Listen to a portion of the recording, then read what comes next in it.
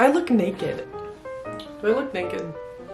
A relationship is never going to make you whole. Finding community in high school. And why are you friends with them in the first place? You can get drunk all you want. You can try any drugs.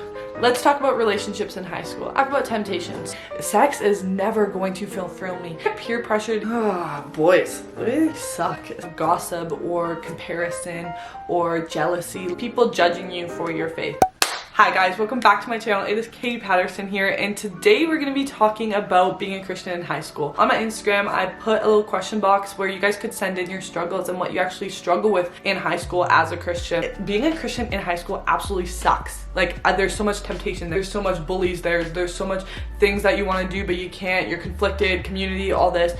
But God is bigger, God is better, and it is worth it being a Christian, and I'm so proud of you. I'm so proud of you for coming to Christ in high school and starting that relationship with God and wanting God, and I'm so proud of you. So first and foremost, good for you for being a Christian in high school, because it is hard. So keep pushing through, because I genuinely love you guys and I'm so proud of you. I'm so proud of you for being a Christian in high school, because for me in high school, I was a Christian. I was a labeled Christian. I was never a born again believer. I never really cared. It was more just a title, more just for me to feel like a good person. So if you're a born again believer in high school, props to you. Like, if you want to actually have a relationship with God and not just use it for a label, like I'm so proud of you. Like, props to you. It is hard to proclaim the name of Christ in a place like high school. I'm gonna be looking through what you guys answered and your struggles, and I'm gonna be going through them. Let's get on to the video.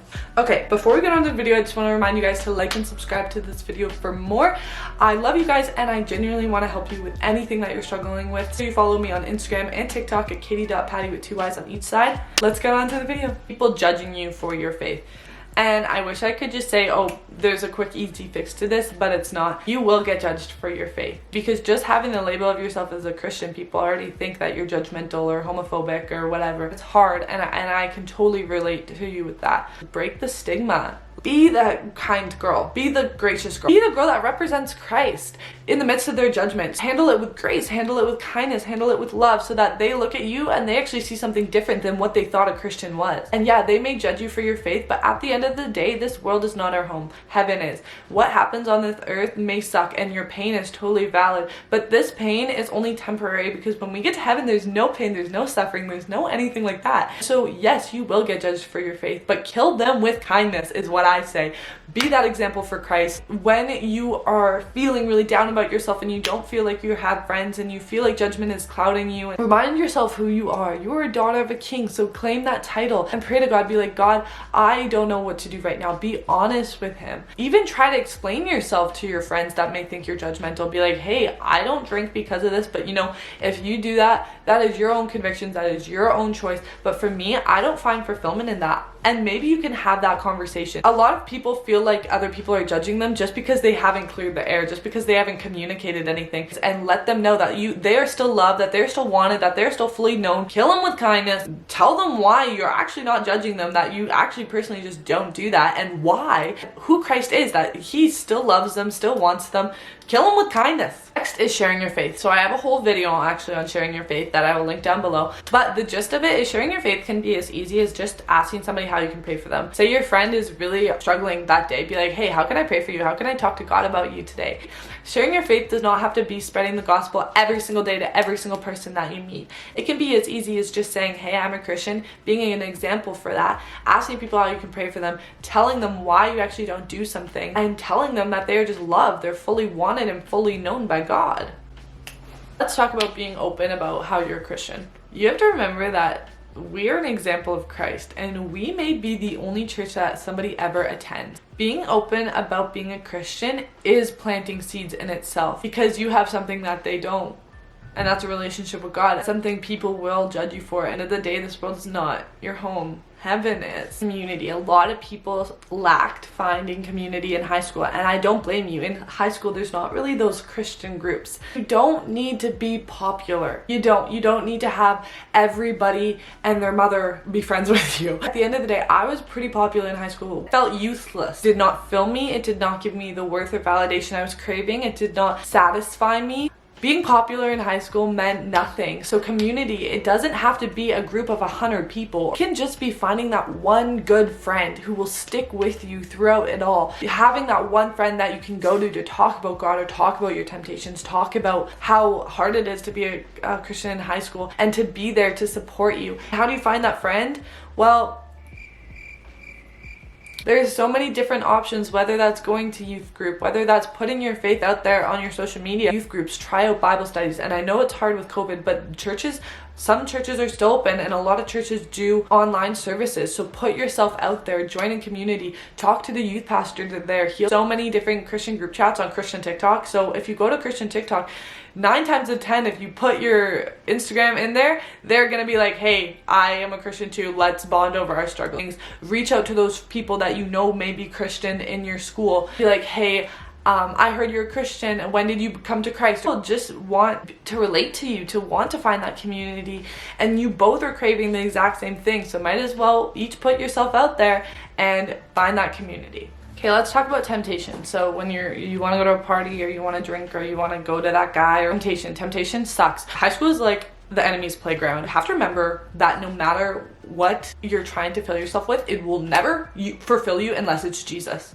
Drinking, you can get drunk all you want, you can try any drugs, you can do whatever you want, but at the end of the day, it's never gonna fulfill you, it's never gonna complete you. Those people who make it look so glamorizing that they're just as broken as you, they're not filling themselves, they are not exempt from pain because they're doing that. They're just numbing their pain. They're just trying to find fulfillment in a world that will never give them fulfillment. Remind yourself that, hey, partying is never going to fulfill me. Hey, like, drinking is never going to fulfill me. Sex is never going to fulfill me. So if you really struggle with that, put boundaries in place. Like, hey, I'm not going to go to this party tonight because I know it's not going to fulfill me, because I know I'm going to do something that I'm going to regret. Why would you give an enemy a playground of temptation more, like going to a party when you know you're not strong enough to go there without falling into sin, or going to that hangout with people where you know you're going to gossip? Put boundaries in your life and have that support system like we just talked about. Find that community, go to youth group, find those Christian friends, put yourself out there, and have that support system to lean on. A common struggle that you guys put in was boys. I know how it feels to want a boy's attention, to want that validation, to put my whole worth and my whole being in this guy in high school. What I'm telling you is God is bigger. And even if you don't believe it, just look at God's success record, which is 100% of like being there for you, never abandoning you, never leaving you, loving you all the time. 100% success rate. And then you look at boys and they're imperfect individuals, just like how we are imperfect individuals. The thing you gotta ask yourself is, one, is this guy a guy I'm gonna want to date? Is he a godly man? He actually a guy who's gonna look after my heart, who's gonna guard my heart? And 9 times out of 10 in high school, that's not the case. And 2, are you the godly woman for him to be that godly woman in the relationship? Seek validation from boys. You're not placing your worth in God. And boys suck, like they do. They really suck. Break your heart, they hurt you, just like how we break their heart and hurt them as well. We're no better than them.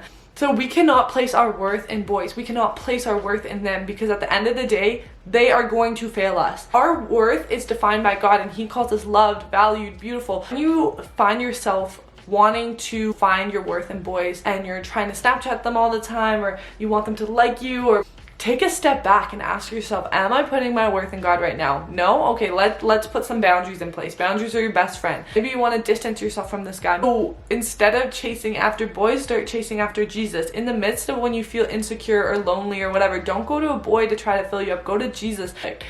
Do not find your worth in boy. Stop chasing after boys and chase after Jesus. At the end of the day, boys will come and go, but God will always stay. Let's talk about peer pressure. If you get peer pressured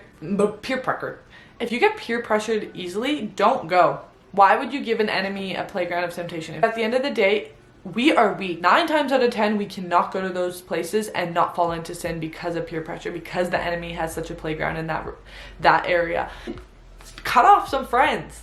Like, friends are not there to peer pressure you. Friends are not supposed to make you feel bad for not doing something. Friends are there to love you and support you. And that's why you need good friends. And that's why you need a good Christian community, like we just talked about. Friends influence you a lot. There's a Bible verse, it's like, or bad company corrupts good character. And it's in Proverbs. And that is so true. So when you have bad company who peer pressures you and like tries to get you to fall into sin, why are you friends with them in the first place? And I know you're thinking of that one person maybe, and maybe that's God convicting you to cut that person off, or at least distance yourself from them, or talk to them about how they are making you feel. Let's talk about the category of gossip or comparison or jealousy. What you have to remember is you cannot compare yourself to somebody that God never meant you to be. Did that make sense? What I'm talking about is God made that person with a specific purpose. He made that person designed, handcrafted specifically. How do I say this? That God designed everybody. That he set people on this earth for a specific purpose, for a specific reason that we may not ever know. But he still handcrafted them and he still designed them just like how he designed you. You have no right to gossip about God's creation, because that's God's creation. And as much as we might gossip about people to bring us up, it's not bringing us up, it's only bringing that person, a creation of God, down. And I'm not saying I'm perfect at all, because I used to really struggle with this, and sometimes I still do struggle with this, because in the midst of anger or jealousy or whatever, or insecurity, we gossip, we try to tear people down. But what we have to remember is God set them on this earth with a purpose, and they are just as much as a sinner as you. They are just as broken as you. They go through pain just as much as you do. So why would we add on to that? Instead of gossiping about those people that you may struggle with loving, pray for those people. Gossiping is only tearing God's creation down, not building yourself up. When we talk about comparison, why would you compare yourself to somebody you were never meant to be? God created you just as beautiful as he created somebody else. You're not beautiful because of any beauty standard that you've put on yourself. You're beautiful because of who your creator is, and that's God, who makes no mistake, who has designed you perfectly, and that is why you're beautiful. Let's talk about relationships in high school. I know it could seem like everybody's getting in a relationship left, right, and center, but this goes along with how people try to fill themselves with worldly things, and a relationship can be that thing. You do not need a boy to complete you. You will never need a boy to complete you unless that's God. God is the only one that will ever be able to complete you. I know how it looks, how to be like, oh, I want that relationship, I want that boyfriend. You do not want a filler boy who you have to settle for. You want a godly man, and 9 times out of 10 they're not found in high school. It is important to wait for the right guy, because I'm telling you right now, you will save yourself so much heartbreak, and you will guard your heart, and you save yourself so much pain if you just wait for that right guy. And if you just wait, instead of trying to find a filler boy for the time being, or trying to find a boy just to settle for it until you find that godly man down the road. A boy will never fill you. Alcohol will never fill you. Drugs will never fill you. Sex will never fill you. Only God can. Only God can complete you. So do not chase after all those things. Chase after Jesus. A relationship is never going to make you whole, whether that's in high school or outside of high school, but a relationship is never going to make you whole unless you find that wholeness in God first.